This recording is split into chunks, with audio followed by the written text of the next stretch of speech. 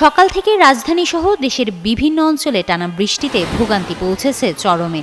এ অবস্থায় বৃষ্টি নিয়ে নতুন বার্তা দিল আবহাওয়া অফিস। জানালো ভারী থেকে অতি ভারী বর্ষণের কারণে পরিস্থিতি আরও খারাপ হতে পারে।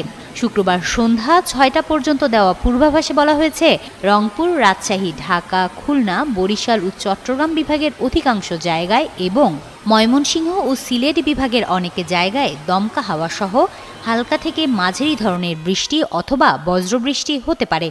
সারা দেশে দিন ও রাতের তাপমাত্রা সামান্য কমতে পারে। আবহাওয়াবিদ জানিয়েছেন, মৌসুমী বায়ু বাংলাদেশের উপর সক্রিয় এবং উত্তর বঙ্গোপসাগরে মাঝারি অবস্থায় রয়েছে। এর প্রভাবে আগামী কয়েকদিনও বৃষ্টির প্রবণতা অব্যাহত থাকতে পারে।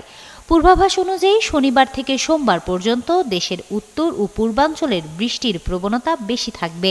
অন্যান্য এলাকায় হালকা থেকে মাঝারি বৃষ্টি হতে পারে। আগামী 5 দিনের শেষ দিকে বৃষ্টির পরিমাণ আরও বাড়ার সম্ভাবনা রয়েছে। এছাড়া খুলনা, বরিশাল, পটুয়াখালী, কুমিল্লা, নোয়াখালী, চট্টগ্রাম ও কক্সবাজার উপকূলীয় অঞ্চলের উপর দিয়ে দক্ষিণ বা দক্ষিণ পূর্ব দিক থেকে ঘন্টায় 45 থেকে 60 কিলোমিটার বেগে দমকা বা ঝড়ো হাওয়া সহ বৃষ্টি বা বজ্রবৃষ্টি হতে পারে।